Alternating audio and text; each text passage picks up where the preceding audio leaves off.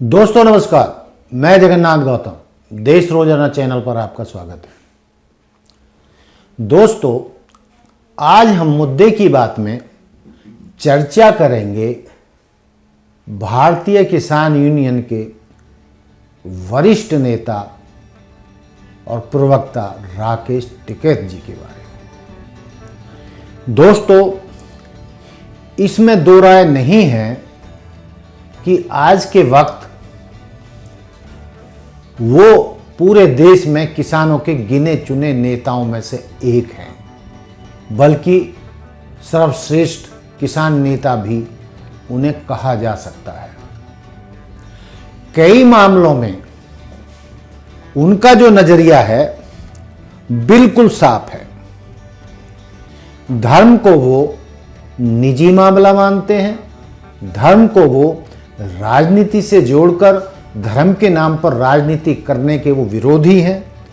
और यही नहीं, उनका ये भी मानना है कि जो आरएसएस देश में खेल खेल रही है वो भारत की एकता के लिए बहुत विघटनकारी हो सकता है। दोस्तों, राकेश टिकैत उन नेताओं में से हैं, उन किसान नेताओं में से हैं कि जिन्होंने समय समय पर तथाकथित गोदी मीडिया को उन्हीं के चैनलों पर जाकर धोया है। और वो इतने जोरदार तरीके से अपनी बात रखते हैं कि उनको गोदी मीडिया के खरीदे हुए एंकर कभी काबू में नहीं कर पाते। कितने ही बार गोदी मीडिया के एंकरों ने उन पर हमला करने का प्रयास किया, लेकिन कभी भी वो राकेश टिकैत को दबा नहीं सके। राकेश टिकैत इतनी बेहतरीन तरीके से अपनी बात रखते हैं और मुद्दों पर उनकी इतनी जबरदस्त पकड़ है कि गोदी मीडिया का बड़े से बड़ा एंकर भी उनके सामने सहम जाता है कि यदि मैंने कोई गलत सवाल किया तो उसका मुझे जबरदस्त उत्तर मिलने वाला है। तो दोस्तों, राकेश टिकैत में बहुत सारी खूबियां हैं। किसानों की लड़ाई को अपने किसान साथियों और अन्य किसान साथियों के साथ मिलकर, किसान नेताओं के साथ मिलकर वो बखूबी चला रहे हैं और बहुत मजबूती से पूरे देश में किसानों की समस्याओं को सरकार के सामने रखकर उनके समाधान के लिए प्रयासरत रहते हैं।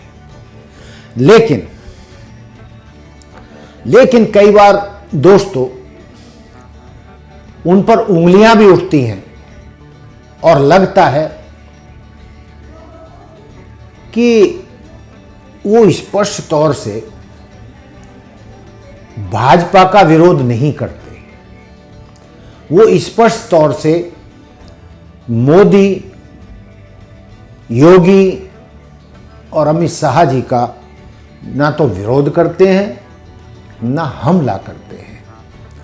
इस पर कई लोगों का मानना है कि वो कोई खेल खेल रहे हैं।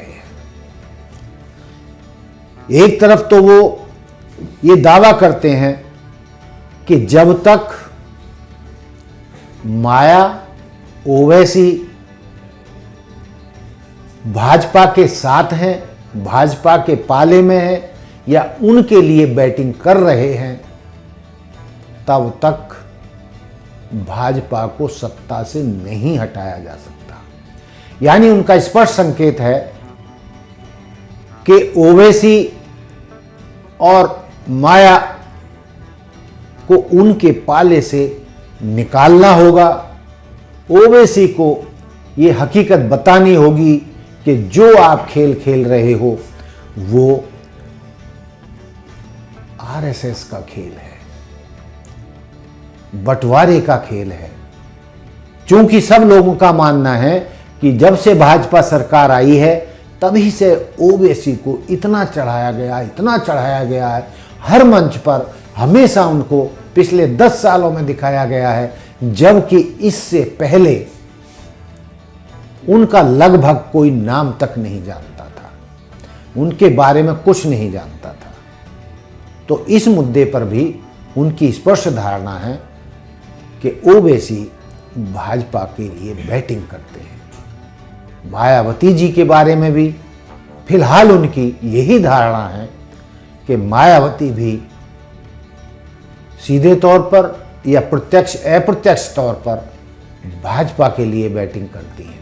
और जब तक इन दोनों को इंडिया गठबंधन अपने पाले में नहीं लाएगा या उनकी गिरफ्त से, उनकी मतलब भाजपा की गिरफ्त से इन दोनों नेताओं को मुक्त नहीं किया जाएगा, तब तक भाजपा को हराना बड़ा मुश्किल है।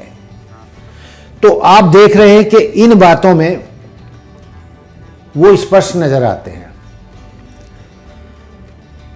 राकेश टिकैत की बातों में कई बार जहां मैंने इतनी प्रशंसा की है और उनकी खूबियां बताई हैं, लेकिन अब कई लोगों का मानना है कि राकेश टिकैत की बातों में आजकल मिलावट नजर आ रही है।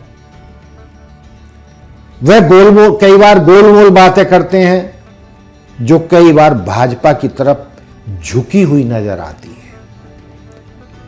बहुत सारे मीडिया कर्मियों का, राजनीतिक पंडितों का भी ये मानना है और वो राकेश टिकैत पर उंगलियां भी उठाने लगे हैं कि वो उनकी बातों में कोई झोल है।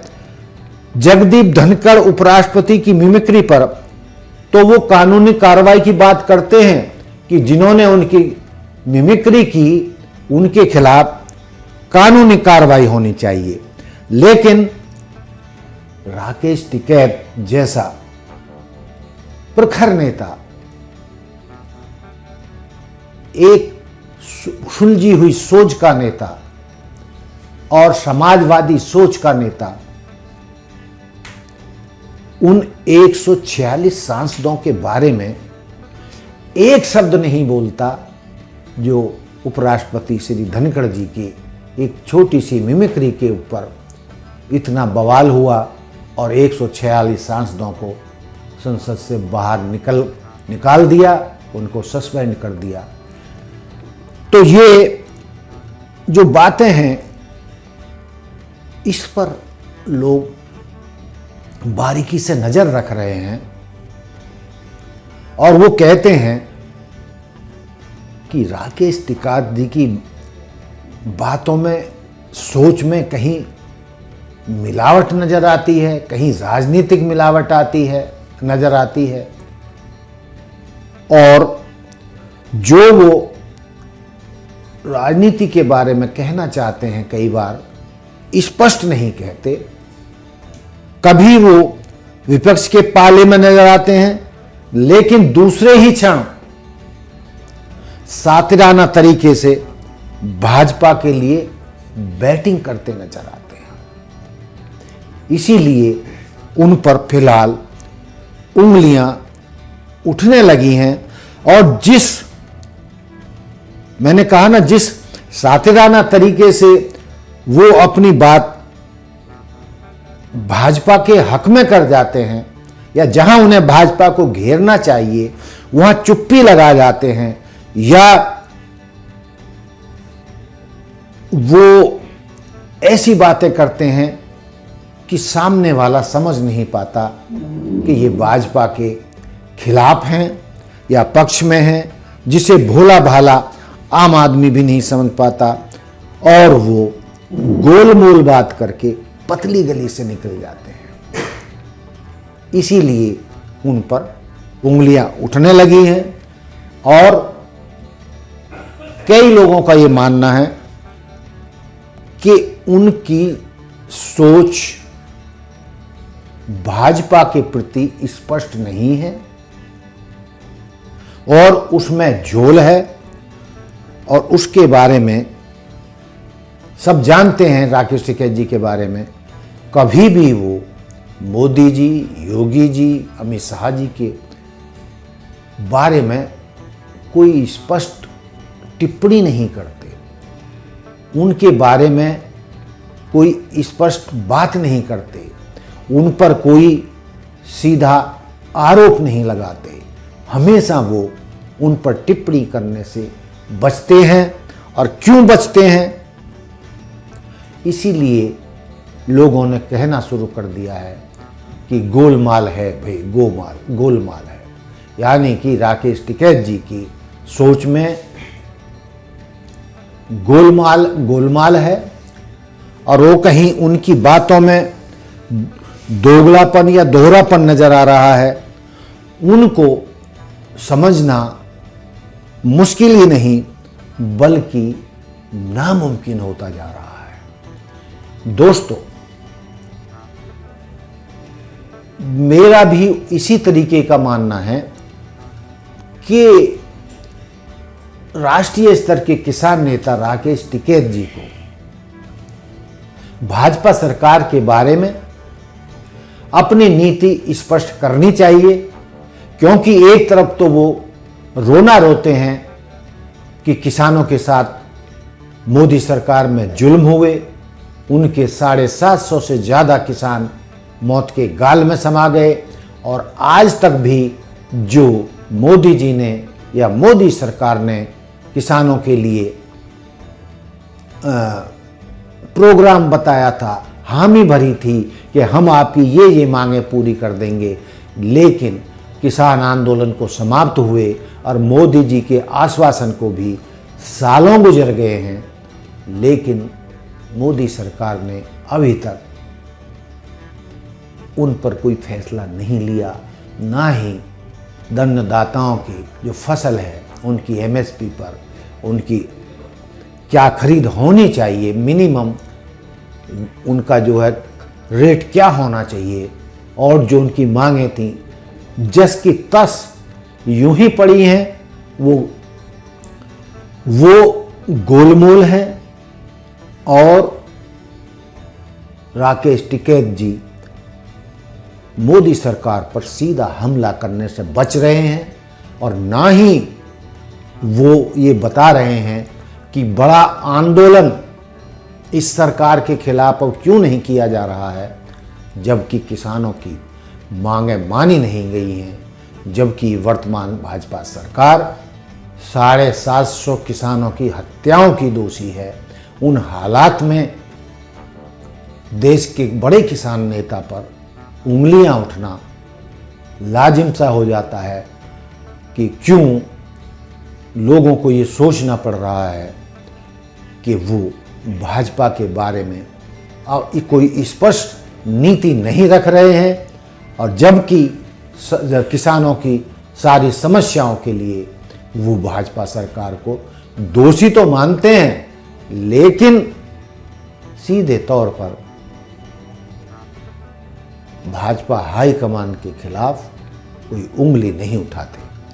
तो दोस्तों, राकेश टिकैत जी के जो खिलाफ ये उंगलियां, शक की उंगलियां उठने लगी हैं, ये उनके हक में नहीं हैं और उनको जो किसानों की समस्याएं हैं उनको लेकर अपना नज़रिया बिल्कुल साफ रखना चाहिए और सरकार के खिलाफ आंदोलन शुरू करना चाहिए कि जब तक किसानों की वो मांगें जिसका प्रधानमंत्री जी ने और देश के कृषि मंत्री ने आश्वासन दिया था जब आंदोलन खत्म हुआ था, तो वो मांगों को जब तक सरकार ये पूरा नहीं करेगी तब तक हम इस सरकार की ईंट से ईंट बजा देंगे। और इन लोकसभा चुनावों से पहले यदि किसानों की मांगें नहीं मानी गई तो हम इस सरकार के खिलाफ बड़ा आंदोलन शुरू करेंगे। लेकिन दोस्तों, राकेश टिकैत जी की तरफ से ऐसा कोई इशारा नहीं है कि वो किसानों की मांगें ना माने जाने के कारण कोई आंदोलन करेंगे या भाजपा के उन नेताओं, प्रधानमंत्री जी और कृषि मंत्री ने जो आश्वासन दिए थे उनको पूरा जो नहीं किया गया उस पर वो चुप क्यों बैठे हैं?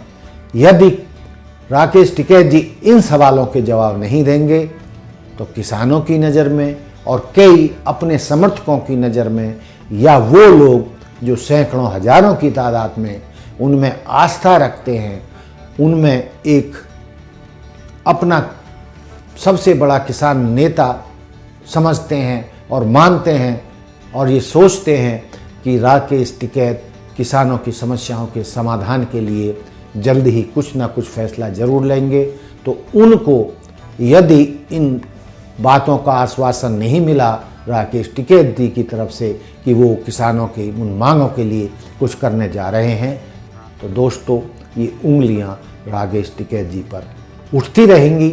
हालांकि मैं ये मानता हूँ कि वो किसानों के सबसे महान प्रखर नेता हैं, लेकिन उंगलियां जो उठ रही हैं वो जायज़ नहीं है और इन उंगलियों का उठना राकेश टिकैत जी के हक में नहीं है। तो राकेश टिकैत जी आने वाले दिनों में किसानों के इन सवालों के जवाब अवश्य देंगे। तो दोस्तों आज का मुद्दा यही था कि राकेश टिकैत जी पर उंगलियां क्यों उठने लगी हैं, उनको शक के दायरे में क्यों लाया जा रहा है। मेरी जो बातें हुई हैं, मैंने जो सवाल आपके सामने रखे हैं, तो आप उनसे कितने सहमत हैं? यदि आप सहमत हैं तो कमेंट्स करें, और कहीं मैं गलत हूं तो वो भी मुझे कमेंट करके बताएं।